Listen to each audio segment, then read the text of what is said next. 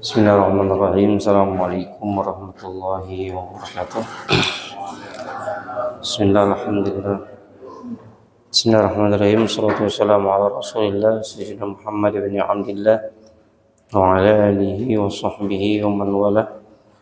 Wa la hawla wa la quwwata illa billahil aliyyil azim. Subhanaka la ilma lana illa ma 'allamtana. Innaka antal alimul hakim. Qala rabbi shrah li sadri wa yassir li amri wa hlul 'uqdatan min lisani yafqahu qawli wa qur rabbi zidni ilman warzuqni fahman amin ya rabbal alamin. Alhamdulillah, puji dan syukur kepada Allah Subhanahu wa taala atas segala nikmat yang Allah karuniakan kepada kita, terutama nikmatul Islam, nikmatul iman, nikmat sehat walafiat. Salawat teriring salam kita curahkan kepada junjungan kita Nabi besar Muhammad sallallahu alaihi wasallam. Mudah-mudahan kita menjadi pengikut beliau sampai akhir hayat kita, mendapat syafaat beliau dan dimasukkan ke dalam surga bersama barisan beliau. Amin ya rabbal alamin. Alhamdulillah, kita bertemu kembali dalam keadaan masih di bulan Syawal. Mudah-mudahan Allah Subhanahu wa taala jadikan Syawal ini menjadi pembersih segala dosa-dosa kita, dan mudah-mudahan Allah Subhanahu wa taala terima amal ibadah kita selama di bulan suci Ramadan, dan mudah-mudahan Allah Subhanahu wa taala perjumpaan kita kembali dengan bulan suci Ramadan yang akan datang. Amin ya rabbal alamin. Alhamdulillah, hal yang paling penting amaliyah setelah bulan suci Ramadan adalah puasa sita min Syawal. Ini puasa yang jangan sampai ditinggalkan. Afdhalun nawafil, termasuk daripada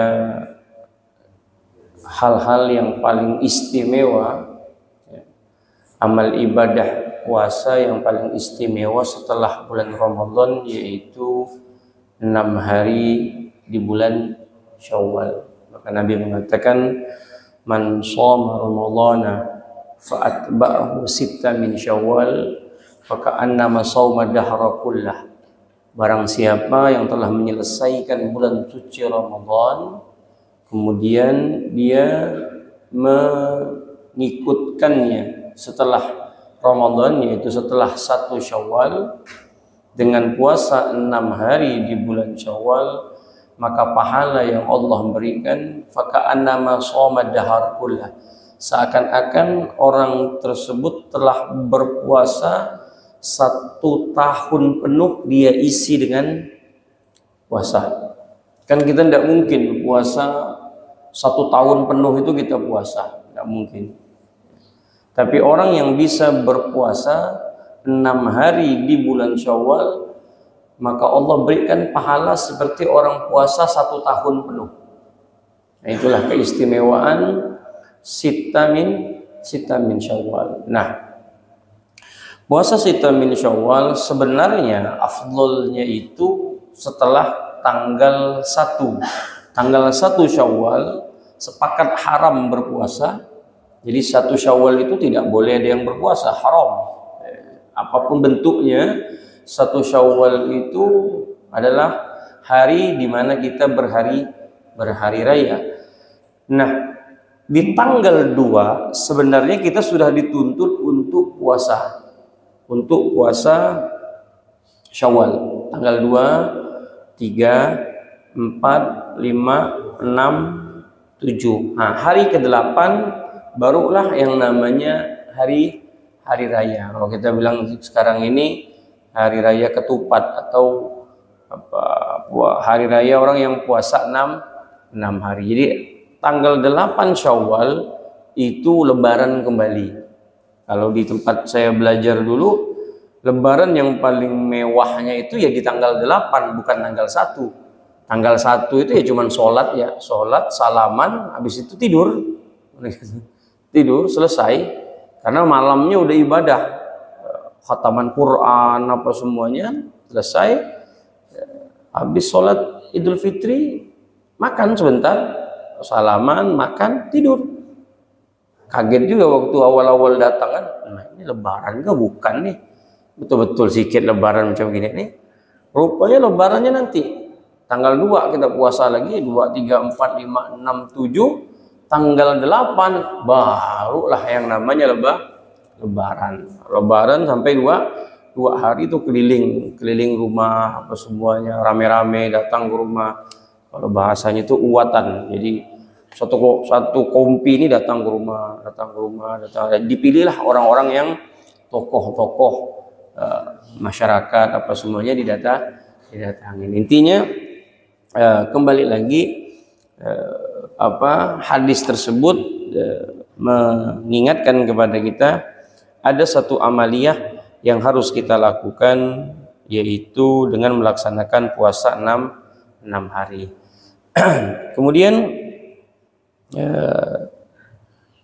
apakah boleh 6 Syawal tersebut dilaksanakan tidak berurutan? Boleh-boleh saja, tidak apa-apa. Sebisa mungkin. Intinya dilakukan di bulan Syawal. Maka hadisnya kan ada kalimat di situ, Ibu, Bapak, ada kalimat min. Nah, min itu dalam bahasa Arab kan artinya, kalau arti terjemahannya itu kan dari saja. Kalau terjemahan bahasa Indonesia kan dari. Tapi dalam bahasa Arab min itu punya makna tersendiri juga, namanya min tabaidiyah. Min tabaidiyah itu adalah min sebagian. Jadi tidak harus seluruhnya, tidak harus juga berurutan, tidak. Jadi menggunakan kalimat min di situ, intinya min sebagian dari Syawal engkau puasa tidak jadi masalah. Maka kalaulah orang itu berpuasa, misalkan mungkin terutama kita lah di Indonesia ini lumayan sulit lah untuk, kecuali dia memang udah umurnya udah 90-an, itu mungkin 80-an, dia mungkin bisa lah tanggal 2 itu sudah puasa. Tapi bagi orang-orang yang pergi ke sana, pergi ke sini, atau banyaknya tamu, kemungkinan untuk langsung puasa di tanggal 2 itu sulit, maka carilah hari-hari yang sekiranya mudah bagi dia. Mungkin tanggal 10, mungkin disisipkan nanti pas di 13, 14, 15 Ayyamul Bid masuk, nanti disisipkan lagi. Intinya disisipkan di tanggal-tanggal di hari-hari bulan Syawal, sampailah bulan Syawal itu berakhir. Nah, jadi tidak jadi masalah dan tidak harus dia berurutan. Nah, maka di bulan Syawal ini tidak lain dan tidak bukan agar kita mendapatkan kesempurnaan di bulan Syawal, amaliyah yang paling afdol, karena kita juga adalah satu amaliyah yang sering dilakukan, silaturahim. Nah, silaturahmi inilah yang membawa keberkahan di bulan Syawal. Hadis ayat daripada silaturahmi tersebut, Allah Subhanahu wa taala firmankan dalam surah Ar-Ra'd, Allah firmankan, walladzina yanquduna ahdallahi min ba'di mitsaqihi wa yaqta'una ma amara Allah bihi ayyusala wa yufsiduna fil ard ulaika lahumul la'natu wa lahum su'ud dar.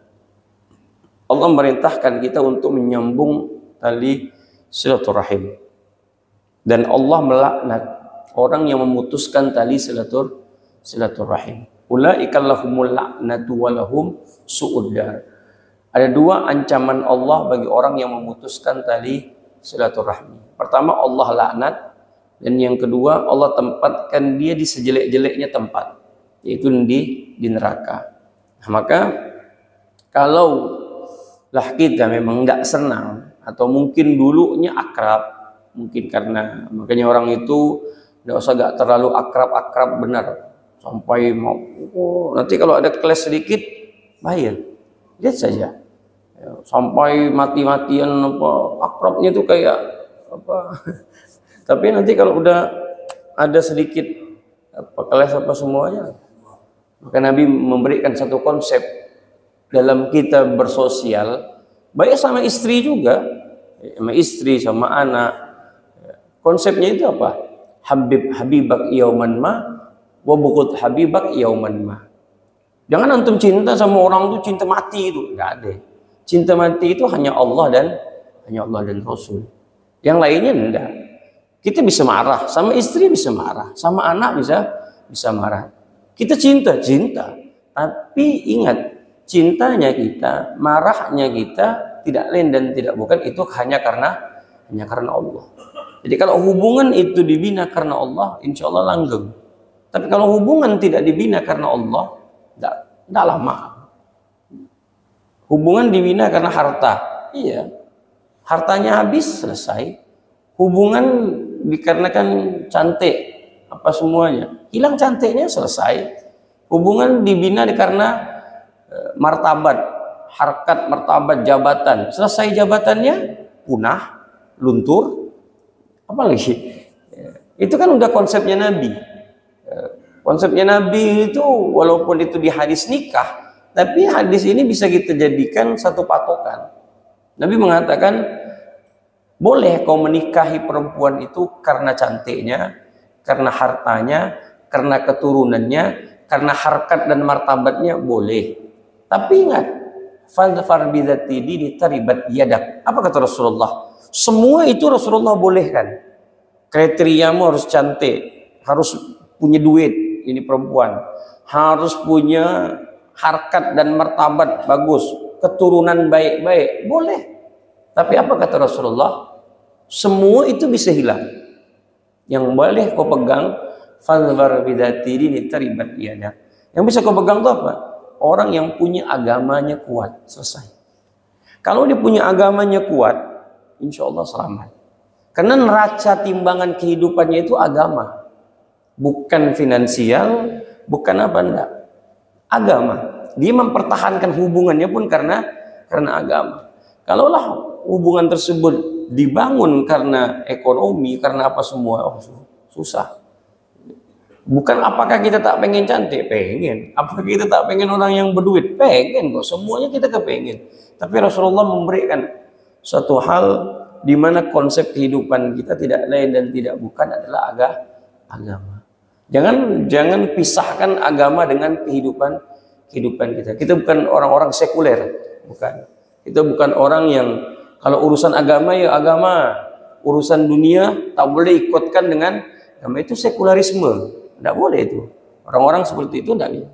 Agama mengatur kehidupan sosial kita. Kehidupan sosial kita tidak bisa diputuskan dengan agama. Antum berdagang silahkan, tapi berdagang dalam konsep agama. Antum kerja silahkan, tapi bekerja dalam konsep agama. Sama. Kita membina rumah tangga sama. Kehidupan sosial kita juga sama. Harus berdasarkan kecintaan kita karena Allah. Rasulullah pernah memberikan satu kalimat kepada Mu'adz bin Jabal. Mu'adz bin Jabal itu diberikan oleh Rasulullah amalan setiap selesai habis sholat. Mungkin kita udah pernah bacanya, atau yang mungkin belum pernah ngebacanya. Allahumma a'inni ala dzikrika wa syukrika wa husni ibadatik. Itu adalah kalimat yang Rasulullah tujukan kepada Mu'adz bin Jabal. Apa kata Rasulullah? Ya Mu'adz. Dipegang tangan Mu'adz itu oleh Rasulullah. Lalu Rasulullah mengatakan, ya Mu'adz, inni uhibbuka. Lihat kalimatnya. Ya Mu'adz, aku cinta kepadamu. Jadi kalimat cinta itu bukan hanya untuk lawan jenis, enggak. Sesama teman pun boleh. Dan itu Rasulullah ungkapkan. Karena cinta itu kan tergantung. Cintanya itu karena Allah atau karena siapa. Ya. Ketika Rasulullah mengatakan kepada Mu'adz, ya Mu'adz, inni uhibbuka. Aku cinta kepadamu. Faqul dubura kullas shalah. Ucapkanlah setiap selesai sholat, Allahumma a'inni ala dzikrika wa syukrika wa husni ibadatika. Apa artinya? Ya Allah, ini doa yang diajarkan oleh Rasulullah. A'inni, bantulah. A'inni ala dzikrika, ya Allah, bantulah aku untuk selalu mengingatmu. Wa syukrika, dan bantulah aku untuk menjadi hamba yang selalu bersyukur kepadamu. Wa husni ibadatik, dan bantulah ya Allah agar ibadahku ini semakin baik kepadamu. Artinya apa? Wasiat Rasulullah yang Rasulullah berikan kepada saudaranya, kepada temannya, kepada sahabatnya, bentuknya apa? Bentuknya atas dasar cinta. Bukan atas dasar lain, enggak. Rasulullah mengatakan, ya Mu'adz, aku cinta kepadamu. Cintanya apa? Cintanya atas dasar Allah. Jadi kalaulah kita menjalin sebuah hubungan, pertemanankah itu, pernikahankah itu, apakah semuanya dasari semuanya cintanya karena Allah. Saya pernah ditanya seseorang, dia bilang begini, Pak Ustadz, bukankah kita ini harus cinta kepada kedua orang tua kita? Ya. Dan bukankah kita ini harus cinta kepada anak istri kita? Lalu salahkah kita menempatkan mereka itu di hati kita? Kalaulah hati kita ini boleh hanya Allah dan Rasul, tak boleh ada yang lain. Saya jelaskan seperti itu. Karena di hati kita ini Bapak Ibu, tidak ada boleh ada yang lain. Hanya ada Allah dan Rasul saja. Di hati kita sudah boleh ada yang lain, hanya Allah dan Rasul. Lalu dia tanya, setelah selesai kajian dia tanya, bagus pertanyaannya. Jadi anak, istri, orang tua, bapak, emak itu di mana letaknya? Karena Ustaz bilang tadi hanya ada Allah dan Rasul. Bukankah kita harus menempatkan orang tua kita pun di hati kita? Nah, kebetulan saya dapat jawaban ini dari Al-Imam ulama besar Syekh Mutawalli Sya'rawi, mengutip ayat surah At-Taubah ayat 24 kalau tidak salah itu, nanti dicek kembali coba, 24 atau 29. Qul in kana aba'ukum wa abna'ukum wa azwajukum wa ashiratukum, sampai akhir. Katakan kepada mereka ya Muhammad. Ayat ini sudah pernah ditantang, diingatkan oleh Allah kepada Rasulullah. Katakan kepada mereka ya Muhammad, jika seandainya ayah mereka, in kana aba'ukum wa abna'ukum wa azwajukum wa ashiratukum, jika seandainya orang tua mereka, anak-anak mereka, keluarga mereka, kemudian istri-istri mereka, kemudian pekerjaan mereka, kemudian tempat tinggal mereka lebih mereka cintai daripada engkau ya Muhammad, maka Allah ancam, fatarabbasu hatta ya'ti Allah bi amrih wallahu la yahdil qaumal fasikin. Bahkan Allah memberikan sebuah stempel, mereka lah termasuk orang-orang yang fasik. Nah, ayat ini mengingatkan kepada kita, kalaulah engkau mencintai orang tuamu, maka cintanya kita karena Allah. Siapa yang mengajarkan kita untuk cinta kepada orang tua? Allah. Siapa yang mengajarkan kita untuk cinta kepada bapak dan emak kita? Rasul. Kalau bukan Allah dan Rasul yang mengajarkan kita, mungkin kita tidak mau yang namanya taat kepada orang tua. Apakah banyak? Banyak kok, orang udah diajarkan pun banyak. Saya punya teman dari Kanada waktu saya belajar di sana. Apa yang dia bilang kan? Dia bilang dia mu'alaf. Saya kata dia, saya baru kali ini mencium tangan orang tua saya. Baru kali ini. Jadi selama saya dulu, kata dia, tidak pernah saya cium tangan orang tua saya. Salaman aja udah, kata dia. Salaman biasa. Tidak ada saya cium tangan orang tua. Setelah saya meluk Islam, saya baru tahu ada anjuran untuk mencium tangan, untuk berbakti kepada orang tua. Dan ini juga banyak hadis Nabi SAW. Nanti silakan cek di hadis Riyadhus Shalihin. Ya. Ada Badui, dia punya anak itu 6. Dia punya anak 6 atau 7 gitu. Dia datang kepada Rasulullah, ya Rasul, ajarkan aku cinta dan kasih sayang dengan keluarga. Apa kata Rasulullah? Makna hadisnya begitu. Lalu kata Rasulullah mengatakan, cintai orang anakmu, kau cium anakmu atau semuanya. Apa kata Badui tadi? Ya Rasul, aku punya anak itu 6, satu pun belum pernah ada yang aku cium. Tidak ada yang aku cium. Ya udah, beranak-beranak aja begitu, udah selesai. Tidak ada cinta dan kasih sayang itu tidak terjalin. Cinta ya cinta, dia kasih makan bukan kan cinta itu, cinta. Tapi cinta yang Rasulullah ajarkan dan perintah Allah yang Allah perintahkan kepada kita dalam bab cinta itu berbeda. Nah, sehingga jawaban tadi bukan tidak boleh engkau mencintai orang tuamu, boleh. Mencintai orang tua adalah bentuk perintah Allah. Surat apa? Allah firmankan, wala taqul lahuma uffin wala tanharhuma wa qul lahuma qawlan karima wakhfid lahuma janaha dhulli minar rahmati. Apa kata Allah? Untuk kepada orang tuamu, wakhfid lahuma janaha dhulli. Bahkan Allah mengatakan wala taqul lahuma uffin. Jangan kau ucapkan sesekali kalimat kepada kedua orang tuamu. Bukankah itu perintah Allah? Kita taat kepada Allah, taat kepada orang tua atas dasar perintah Allah. Bukan berarti kita tidak menempatkan orang tua kita itu di hati kita. Dengan kita menuruti perintah Allah, berbakti kepada kedua orang tua, itu orang tua kita sudah ada di sini. Jadi cintanya kita karena Allah. Kalau hanya sekedar sayang, tidak bisa. Kalau bukan karena Allah, berapa banyak kok seorang anak itu capek, dia mengatakan aku capek ngurus orang tuaku. Lihat. Kok bisa dia menggunakan kalimat capek? Orang tuaku ini udah tua, capek aku. Letih. Kok bisa dari lidah seorang anak mengucapkan kalimat letih?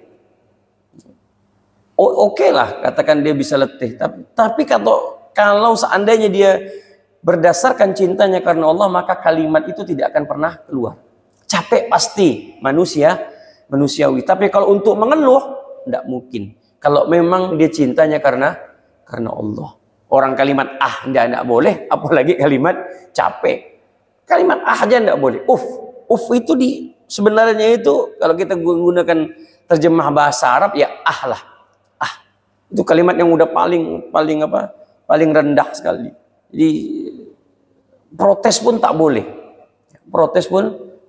Kalau pernah orang tua kita salah, ya udah salah.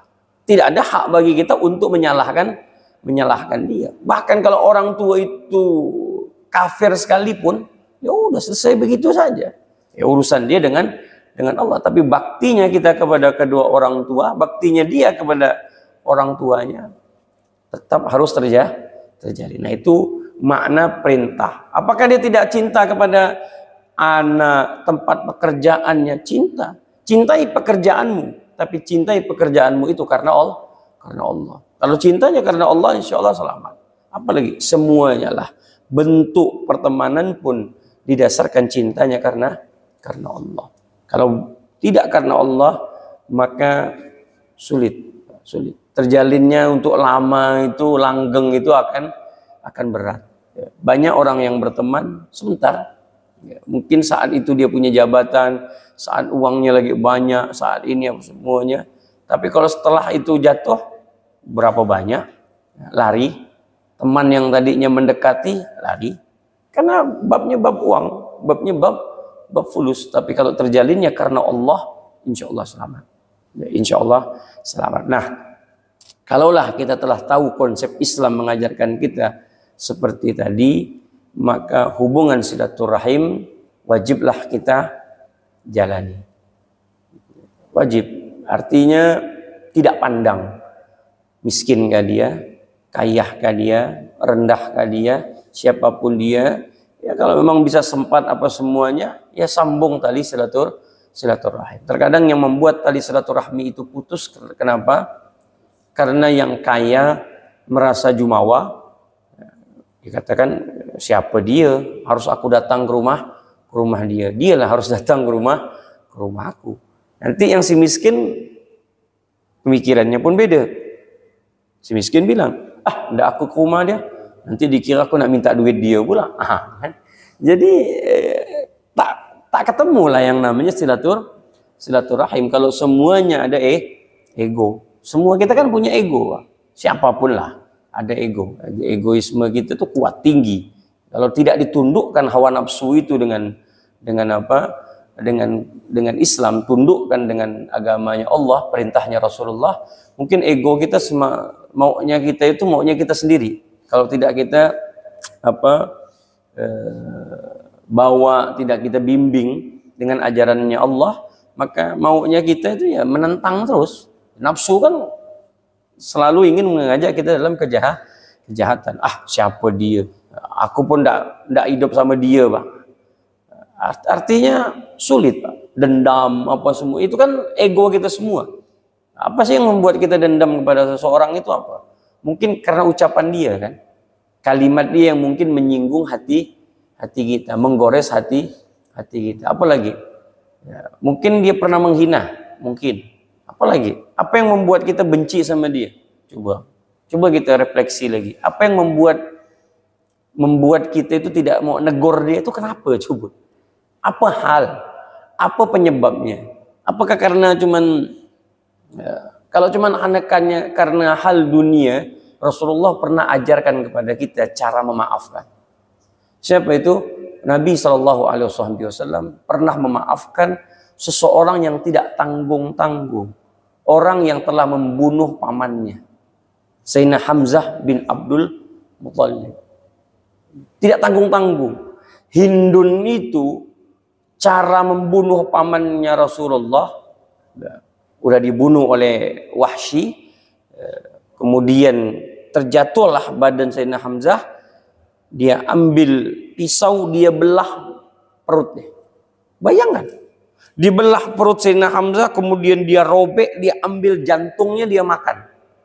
Hindun itu dimakan jantungnya Sayyidina Hamzah, karena kan dendamnya Hindun kepada umat Islam di peperangan Badar kan kalah tuh, dan banyak keluarganya, suaminya terbunuh. Jadi dendamnya dia kepada Hamzah, Sayyidina Hamzah bin Abdul Muttalib itu kuat betul. Nah, cara melampiaskan rasa dendam itu, dia sewa yang namanya budak kulit hitam yang bernama Wahsy untuk membunuh Hamzah, Sayyidina Hamzah. Terbunuh Sayyidina Hamzah, dia samperin, dia dekatin, dia belah, kemudian dia makan jantungnya Sayyidina Hamzah, robek perutnya.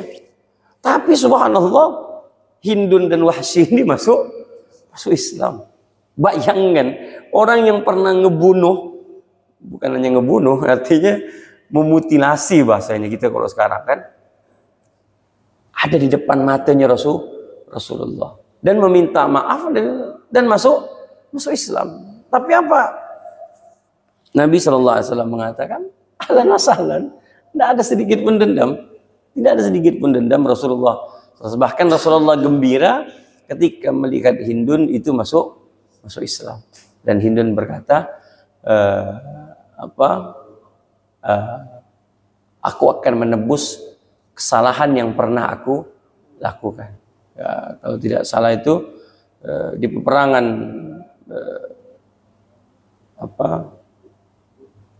Yamamah, di peperangan Yamamah, Hindun berhasil membunuh seseorang yang mengaku nabi yang bernama Musailamatul Kadzab. Ya, jadi pas itu dikatakan, dulu aku pernah ngebunuh orang yang paling nomor satu di dalam Islam, dan saat ini aku menebusnya kepada orang yang nomor satu memusuhi Islam. Aku tebus itu. Yaitu penebusan seorang Hindun. Nah, kembali lagi, apa penyebab kita tidak mau memaafkan seseorang? Kalaulah hanya karena harta, rugi. Kalaulah hanya karena gengsi, rugi juga. Terlalu istimewa orang itu bisa mengotori hati kita. Terlalu hebat dia. Kalau memang dia itu ada kita benci sama dia, berarti kan dia itu ada di hati, dia yang membuat hati kita kok kotor. Terlalu hebat dia bisa membuat hati kita itu kok kotor. Kenapa enggak orang lain ya sih? Kenapa harus dia yang bisa mengotori hati kita? Rugi kita untuk menyimpan dendam kepada orang lain, dan tidak akan pernah nyaman juga hidup menyimpan suatu dendam. Tidak enak. Tidak akan pernah. Masa iya kita membawa rasa dendam itu sampai kita mati? Na'udzubillah. Masa iya kita mengatakan aku takkan pernah begini, dan bahkan kita berpesan lagi sama anak cucu keturunan pakai dendamnya itu, dendam sampai 7 turunan. Allahu Akbar. Ada apa? Ada apa? Permusuhan apa yang membuat kita menjadi seperti itu? Rasulullah adalah contoh suri tauladan terbaik bagi kita. Nah, maka kesempatan bagi kita untuk menyambung tali silaturahim, hadis Nabi Shallallahu Alaihi Wasallam cukuplah bagi kita untuk memberikan sebuah motivasi bagi kita. Man sarrahu an yamuddalahu fi umrihi wa yuwassi'alahu fi rizqihi wa yudfa'u anhu maitatasu falyasil rahimah. Barang siapa yang ingin umurnya panjang, dan barang siapa juga yang ingin rezekinya luas dan mati dalam keadaan husnul khatimah, falyasil rahimah, maka sambunglah tali silaturahim. 3 hal yang Allah berikan keistimewaan bagi orang yang selalu menyambung tali silaturahim. Pertama, janjinya Allah akan panjangkan umurnya. Dan yang kedua, Allah akan luaskan rezekinya. Dan yang ketiga, Allah tutup usianya dalam keadaan husnul khatimah. Ini 3 janji yang Allah berikan kepada orang yang selalu menyambung tali silaturahim. Makanya orang-orang tua kita dulu, tua-tua udah suka silaturahim. Dia ndak pilih dia. Mungkin keponakannya itu ndak datang ke rumahnya, dia datang. Banyak. Dia ndak peduli mau anaknya ke itu ndak datang, dia datang. Mungkin anaknya itu sibuk kata dia di sini, dia datang ya. Dia ndak mau tali silaturahim itu terputus. Bahkan kita bisa mengenal keluarga-keluarga kita yang mungkin sepupu itu 3 kali sampai 4 kali, kita bisa tahu. Berkah orang tua kita. Tapi kalau sekarang mungkin sepupu 2 kalinya udah selesai. Habis begitu ya. Kalau sepupu sekalinya mungkin masih lah. Karena adik-beradik bapak mungkin sering ketemu. Dan mungkin bahkan kalau sama-sama sibuk enggak tahu. Bahkan ponakan kadang enggak tahu sama paman enggak tahu. Oh, kata dia, ada anak kau yang ini, kata dia. Enggak tahu. Karena tadi itu tidak terjalinnya silaturahmi yang kuat. Nah, maka tali silaturahim ini tidak boleh kita putuskan, terutama kepada keluarga-keluarga terdekat. Ya, keluarga-keluarga terdekat inilah yang paling terpenting. Terkadang maaf orang itu lebih dominan, lebih dekat dengan keluarganya orang lain. Ya, lebih dekat. Tapi dengan keluarga sendiri tidak dekat. Dan itu memang penyakit. Lebih demen dia ngebantu orang lain, tapi keluarganya sendiri dia lupakan. Dan itu banyak terjadi. Makanya Nabi SAW selalu mengingatkan kepada kita, keluarga yang paling dekat itulah yang paling engkau subsidikan dari harta-hartamu. Nabi mengatakan, kalau kau ingin sedekah, siapa yang pertama kali kau berikan sedekah? Keluargamu. Kalau kau ingin mengeluarkan zakat, siapa yang pertama kali kau lirik? Keluargamu. Lihat adikmu, lihat pamanmu. Ini orang-orang yang bukan yang kita wajib untuk nafkahi. Lihat anakmu, lihat pamanmu, lihat bibimu, lihat adik-adikmu. Kau punya uang yang banyak, tapi adik-adikmu hidupnya terlantar apa semuanya. Sedekahnya sama orang lain, masya Allah, sama masjid, masya Allah, sama ini, masya Allah, sama itu, sampai terdengar sama keluarganya. Allah mak, berarti abang aku ini banyak duitnya, kata dia. Sering nyumbang ini, tapi ngapa pula sama aku tak ada perhatian sekali ya. Ini dosa. Ya. Ada satu hal yang dia lupakan, yaitu keluarganya. Kenapa Rasulullah mengingatkan seperti itu? Orang itu akan berpikir seperti ini. Ya. Misalkan ada orang yang baik betul dengan masjid ini. Baik betul. Dia berikan hartanya ini apa semuanya. Tapi dia punya keluarga tadi tak pernah dikasih. Kita yang sebagai orang masjid ini, pikiran kita apa? Masa ya kita mau ngasih dia? Tidak mungkin, karena pikiran kita begini. Dia sama masjid dia loyal, apalagi sama keluarganya. Padahal keluarganya tidak pernah disentuh. Tapi kita kan pemikiran kita kan pasti dia sama kita aja baik, apalagi sama keluarga. Jadi orang tidak mau lagi nyantuni di keluarganya dia tadi, karena pikiran orang lain dia pasti hidup nyaman, pasti abang-abangnya keluarganya pasti ngasih dia lah. Orang kita aja begini trebek ya dikasihnya, apalagi keluarganya. Nah itulah ya apa yang menjadikan Rasulullah SAW selalu berpesan kepada kita, ingat keluargamu. Bahkan Allah Subhanahu Wa Taala ingatkan juga dalam beberapa firman-Nya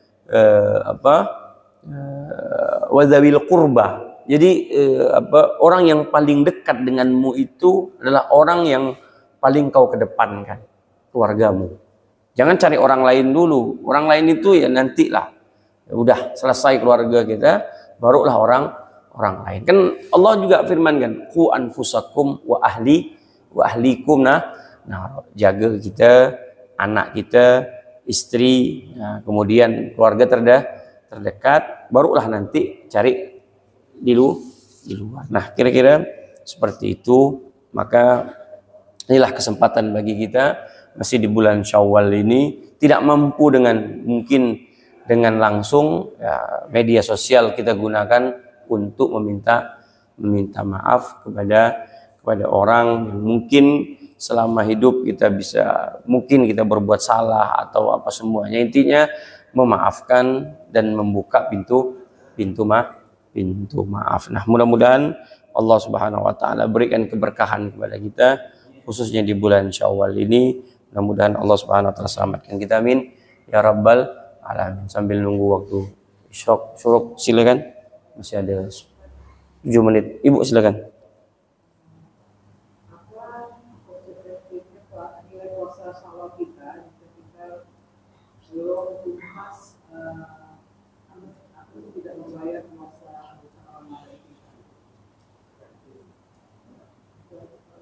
Iya.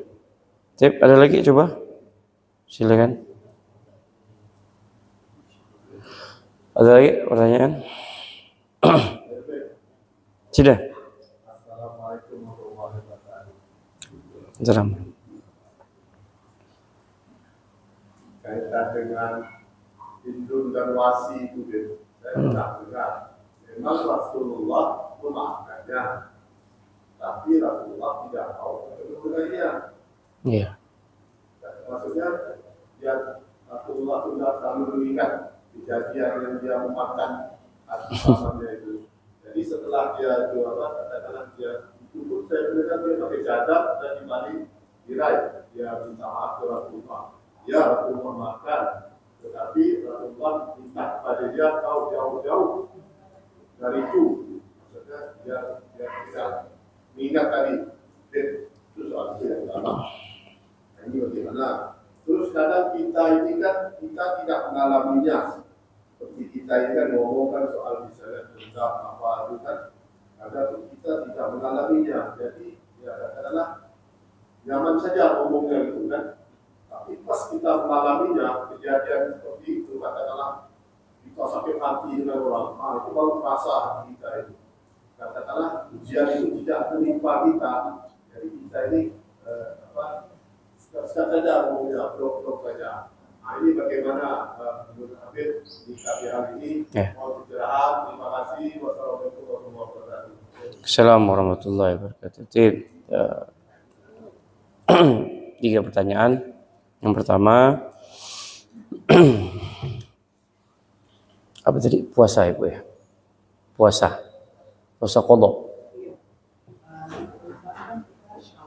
Iya, ada pendapat yang menjelaskan, ya, ada pendapat yang menjelaskan boleh boleh digabung untuk dipuasakan qadha juga, puasakan juga 6 hari dari bulan Syawal. Saya kira untuk kita saat ini bisalah mengambil pendapat tersebut, digabungkan qadha dan gabungkan bulan puasa 6 Syawal, tidak apa-apa, boleh aja. Tapi iya memang betul itu manusiawi yang ditunjukkan oleh Rasulullah Shallallahu Alaihi Wasallam, dan itu wajar, biasa Rasulullah mengatakan kepada Hindun, dia memang ada riwayat kata Rasulullah, lebih baik jangan terlalu dekat, karena kalau terlalu melihat ya wajar, siapa yang tidak pasti mengingat wajah orang yang bukan sekadar membunuh, itu dia betul-betul mengambil jantung dan dimahkan. Bahkan saat itu Hindun itu terkenal dengan wanita pemakan jantung, ya, itu terkenal ya. Dan Rasulullah bukan berarti Rasulullah mengatakan jangan jauh-jauh jangan terlalu dekat dan aku tidak mau melihat wajahmu. Bukan Rasulullah memutuskan tali silaturahmi kepada Hindun. Rasulullah hanya manusiawi yang ditunjukkan oleh Rasulullah, bahwasanya kalau melihat wajah Hindun ya akan teringat paman beliau, dan paman itu bukan sembarangan paman. Itu Sayyidina Hamzah itu adalah orang yang betul-betul penopang hidupnya Rasulullah, tameng lah saat itu, yang bisa membuat Rasulullah itu tenang karena masuk Islamnya Sayyidina Hamzah. Sayyidina Hamzah masuk Islam, Sayyidina Umar belum masuk Islam saat itu, Nah, Sayyidina Hamzah itu adalah ketika masuk Islam, orang itu kan takut semua sama Rasulullah, tidak berani ada yang mengganggu Nabi Muhammad dengan keislaman Hamzah, tidak ada yang berani. Dan saat itu juga Sayyidina Hamzah dibunuh. Jadi hati Rasulullah itu kecewa betul lah, betul-betul kehilangan seorang sosok yang memang dielu-elukan oleh Nabi Muhammad, yang membantu Rasulullah, yang menjadi tamengnya Nabi Muhammad. Dan setelah itu kan kondisinya itu kan umat orang kafir Quraisy kan betul-betul menindas Nabi, karena tadi itu hilangnya seorang Sayyidina Hamzah bin Abdul Muthalib, singa. Jadi dikatakan singa padang pasir. Betul-betul Rasulullah cinta betul sama paman yang satu ini.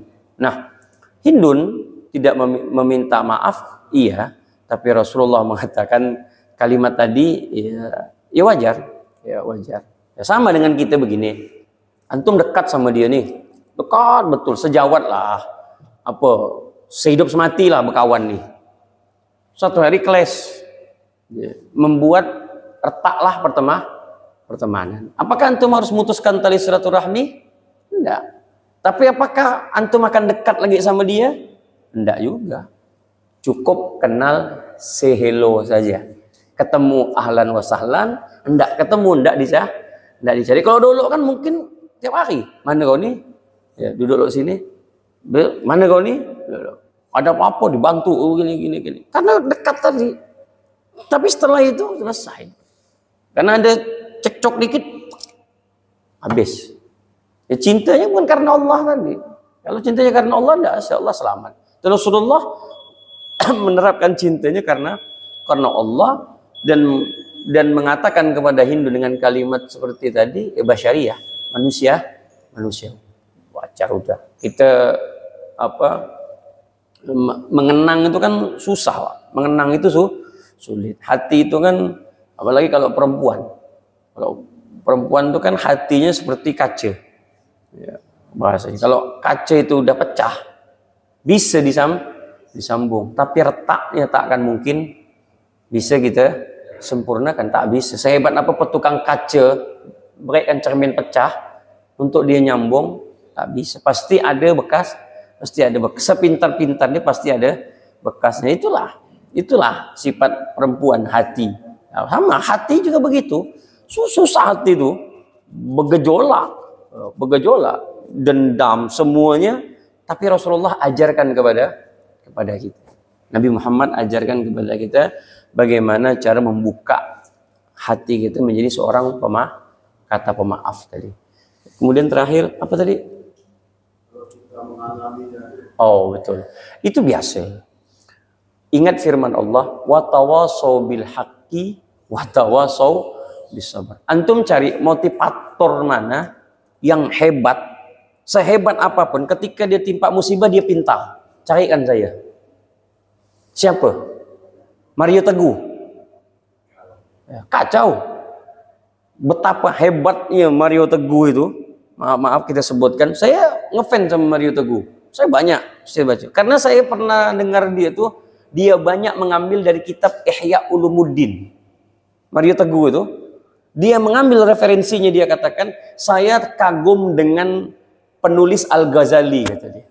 Saya banyak ambil kalimat-kalimat motivasi hidup saya dari Ihya Ulumuddin. Tapi ketika, maaf, dia mendapat suatu musibah, beleng kok. Saya punya kawan, polisi, mungkin abang kenal ini. Hebat Pak. Semua teman kalau ada masalah, problematika kehidupan, ekonomi, pokoknya tuh datang sama dia, kayak mudah dia memberikan solusi. Ente gini. Selesai. Semua banyak datang kepada dia kalau kawan-kawan tuh lagi apa masalah. Sekali dia dapat masalah, sebulan dia macam orang bodoh.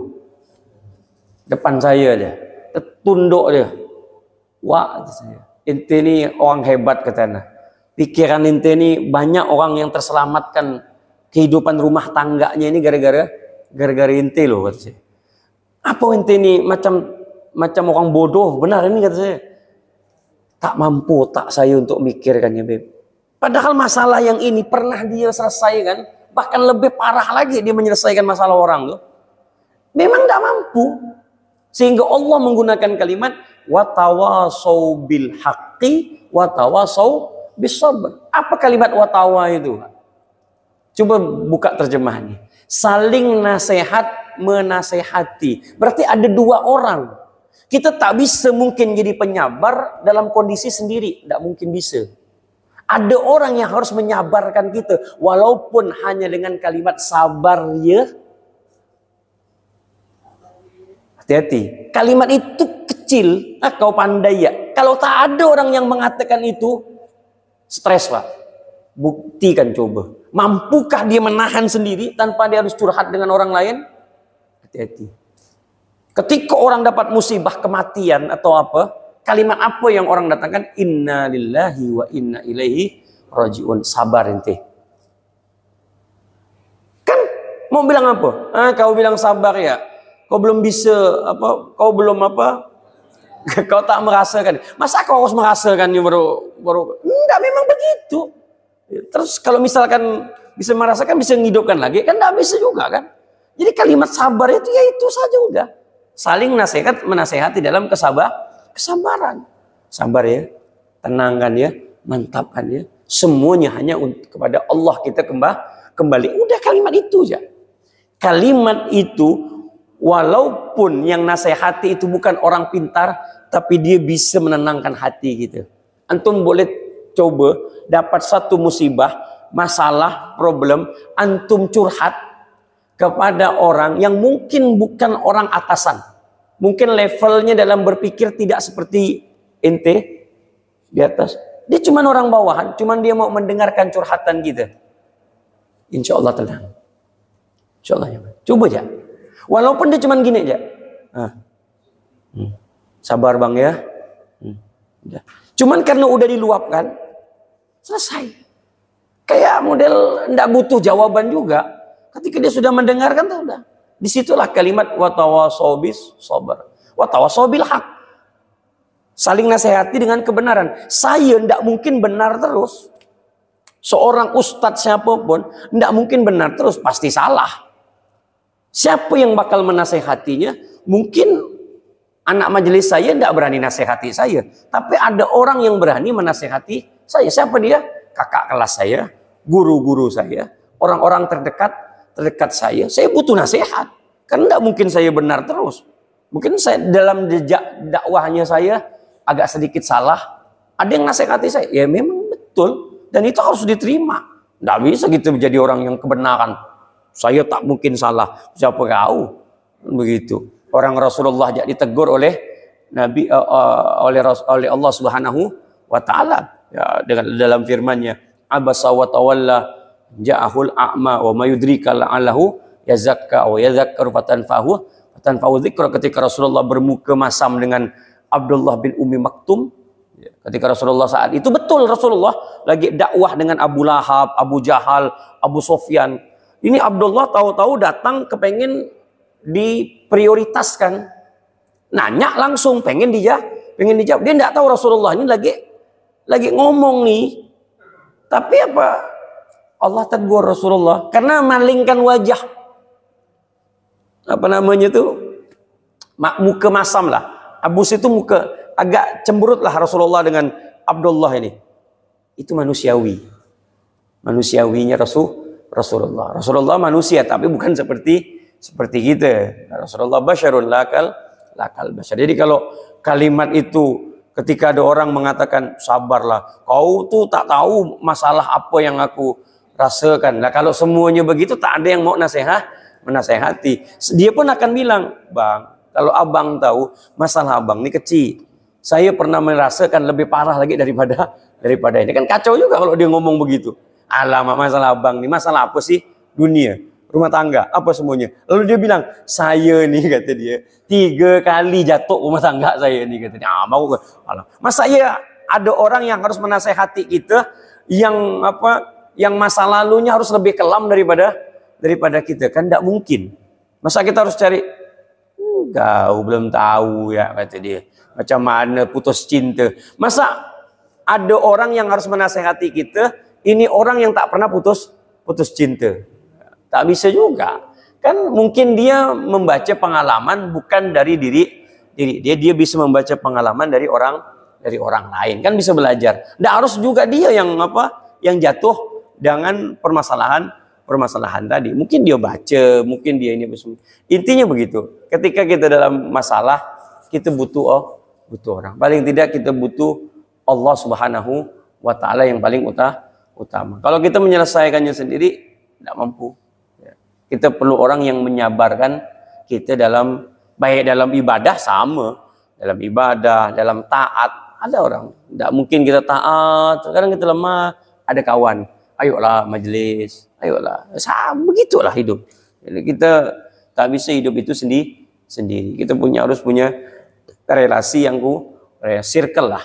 Bangun circle yang positif, circle yang betul-betul auranya aura positif. Kalau auranya negatif ya cepat juga sama. Wallahu a'lam bishawab. Ya, Ibu terakhir. Ustaz bilang kan kita butuh orang yang itu kan mungkin kita dapat hidayah. Ustaz. Kalau kita yang tak ada hidayah kan pandai yang tahu. Kau merasakan apa yang dirasakan, cukup merasakan pasti kau juga tak sanggup. Ustaz.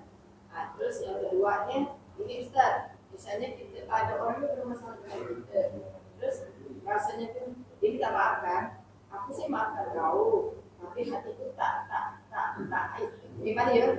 Aku tak mau ketemu kau, aku maafkan kau, tapi aku tak mau ketemu kau, Ustaz. Jadi kan berarti kita masih punya dendam, tapi maksud kita bukan seperti dendam. Kita tak mau melihat dia lagi, tapi kita maafkan dia. Itu gimana Ustaz? Iya, sama tadi dengan ungkapan Nabi yang mengatakan kepada Hindun, iya maaf, cuman kalau bisa ya jangan terlalu nampak di hadapan karena aku selalu mengingat paman. Ketika nengok wajah ini nih langsung ingat sama paman. Jadi lebih baik ada gap lah, ada jarak lah begitu. Itu wajar. Kita maafkan dia, tapi kalau bisa jangan dekat-dekat benar lah gitu. Itu wajar lah, basyari ya. Kita berusaha untuk betul-betul membersihkan diri dia. Itu wajar. Ya, tapi jangan sampai memutuskan tali silaturahim. Dan ya tadi sama, kalimat sabar itu kalau bukan hal yang istimewa, tidak mungkin Allah katakan wabasyiris sabirin. Berilah kabar gembira kepada orang-orang yang bersabar. Maka Allah katakan innallaha ma'as sabirin. Allah itu selalu bersama dengan orang-orang yang sabar. Kalaulah kalimat sabar itu bisa kita ungkapkan dengan mudah, tidak mungkin Allah sampai menggunakan kalimat, namanya itu dalam ilmu tafsir ma'iyatul ilahiyah. Ma'iyatul ilahiyah itu kebersamaan yang Allah berikan kepada orang yang sabar. As-sabru kasibri. Ya, sabar itu seperti jadam. Jadam itu pahit. Ya, pahit betul. Tapi kalau kita mampu melewatinya, ahla minal asal. Dia akan lebih manis daripada madu. Ya, tidak harus kita mengatakan kau tuh tak tahu apa yang kau rasakan. Kalau kau rasakan mungkin kepala kau pecah kali, katanya. Aduh. Yang tak usah minta nasihat kalau begitu. Ya, repot nanti. Itu namanya egoisme. Ya udah, jalani saja sendiri kalau mampu. Toh ternyata tidak mampu juga kok. Tidak mampu juga. Memang ya kita harus butuh teman, butuh orang. Kalau dia istri ya ngomong kepada istri, kalau dia suami ya harus dia ngomong sama suami, kan begitu. Ya, konsep rumah tangga kan juga begitu.